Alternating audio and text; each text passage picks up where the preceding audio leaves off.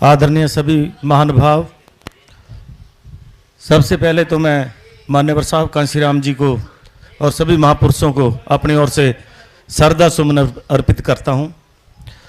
अभी हाथरस कांड की बात हो रही है, जुल्म जाति की बात हो रही है, तो मान्यवर साहब कांशीराम जी एक बात कहते थे कि जुल्म करने वाला, जो जुल्म करने वाला और जो जुल्म है, दोनों को दफन कर दो, कोई जुल्म करने वाला रहे ना। जब तक ये बात नहीं होगी तो ये जुल्म होते रहेंगे, आप केस लड़ते रहेंगे।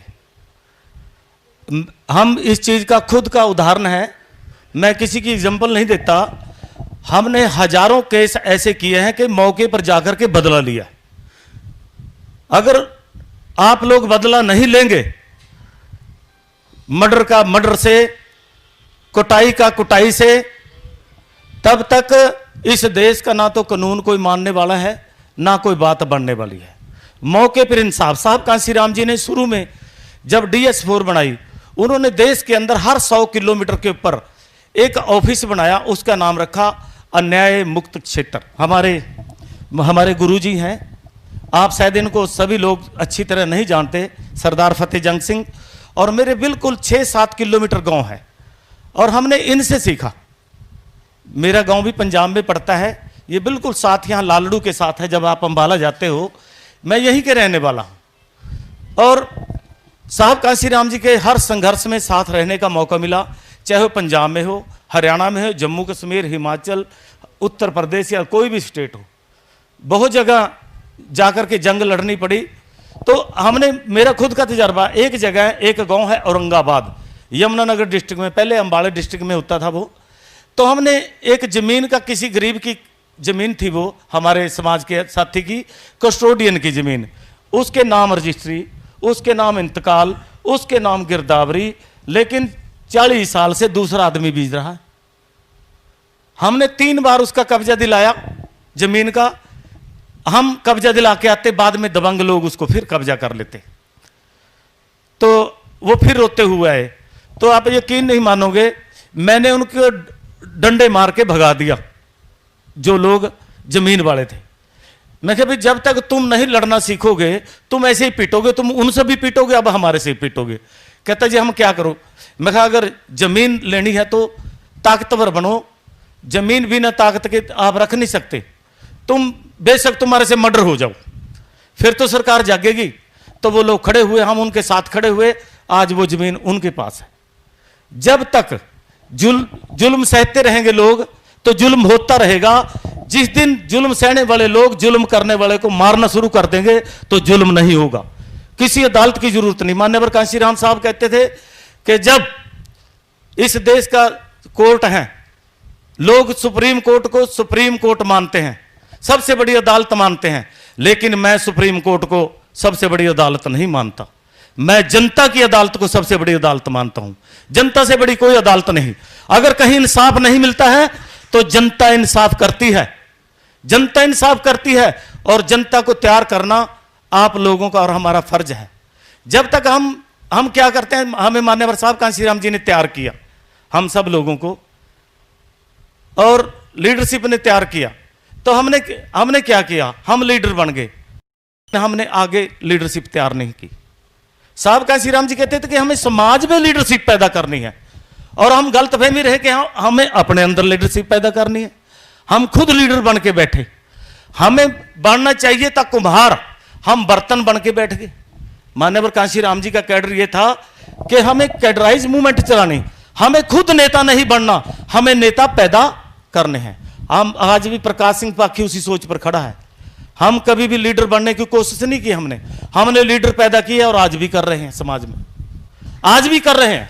हमारी कोई ख्वाहिश नहीं है, हमारी कोई मंत्री बनने की ख्वाहिश नहीं है, हमारी कोई MLA बनने की चाहत नहीं है, हमारी पैसे कमाने की चाहत नहीं है, हमारी अध्यक्ष बनने की चाहत नहीं है। हमारी चाहत यह है कि इस देश में बहुजन की सत्ता आए, बहुजन का राज आए। वो कैसे आएगा? जब हम सैक्रिफाइस करेंगे। आज आप RSS को गाली देते हैं, RSS के पास करोड़ों लोग ऐसे हैं जिन्होंने घर बार त्याग रखा है।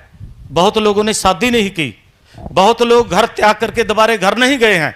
राजपाट लेना कोई आसान काम नहीं है, इसके लिए कुर्बानी करनी पड़ती है।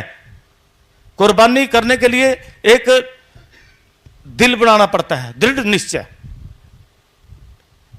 कोई किसी को राज ना दे है, जो भी ले निज बल से। हाँ, अभी बता रहा हूं। तो मान्यवर कांशीराम जी एक बात कहते थे, जहां तक मीडिया की बात है, मीडिया, मान्यवर साहब कांशीराम जी ने कोशिश की मीडिया को बढ़ाने की, उन्होंने बहुत सारे पेपर चलाए। साहब फतेहजंग सिंह हमारे बीच में बैठे हैं, इनके ये संपादकीय खुद लिखते थे, मान्यवर साहब कांशीराम जी की जगह संपादकीय भी खुद लिखते थे, और उस पेपर को कई साल देखा इन्होंने। और वो पेपर, जैसे अभी साथी ने बताया था, ये बता रहे थे कि हम जाकर के, पृथ्वी सिंह जी बता रहे थे कि हम बांटते थे यहाँ पंजौर में। ऐसे ही मैं जो पंजाब का क्षेत्र था, पटियाला डिस्ट्रिक्ट, उसमें मैं बांटता था, साइकिल पर जाकर के बांटता था। तो करना पड़ता है। और जहां तक मीडिया की बात है, मीडिया हमारा कोई आज चैनल नहीं है, हमारा कोई भी एक भी ऐसा चैनल नहीं है जो डेली का चैनल हो, ऐसा जैसे आज तक है या दूसरे चैनल हैं, NDTV है, इंडिया टीवी है, या तेज वगैरह है जो चैनल, ऐसा हमारा कोई चैनल, हमारा चैनल चल सकता है और हम तैयार कर सकते हैं, बशर्ते हम दृढ़ निश्चय करें। दृढ़ निश्चय क्या करें? मान्यवर कांशीराम जी एक बात कहते हैं, हम देश में 100 में से 85 लोग हैं, 100 में से 85 लोग हैं। देश की आबादी आज 1,35,00,000 से 135 करोड़ से ऊपर है।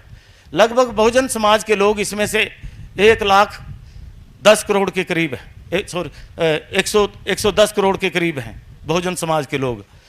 अगर हम 10-10 रुपये भी इकट्ठा करें तो 1100 करोड़ रुपया हम एक दिन में इकट्ठा कर सकते हैं।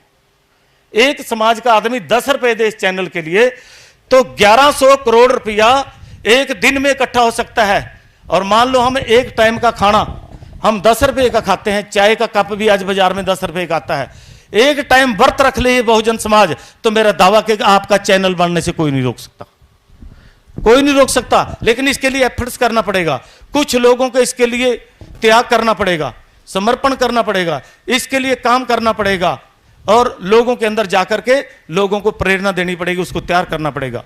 तो हम इसको तैयार कर सकते हैं। मान्यवर साहब कांशीराम जी हमें 5 बातें बता गए, अगर वो बातें हम 5 अपनी जिंदगी में उतार लें तो आप इस मिशन को मंजिले मकसूद पहुंचा सकते हैं। 5 बातें कौन सी है? नंबर 1 कि हमें अपने समाज के अंदर लीडरशिप पैदा करनी है। नंबर 2 हमें अपने अंदर लायकी पैदा करनी है। नंबर 3 हमें अपना इतिहास जानना है, हमें अपने इतिहास जानना है और वो इतिहास जाकर के समाज में बताना है।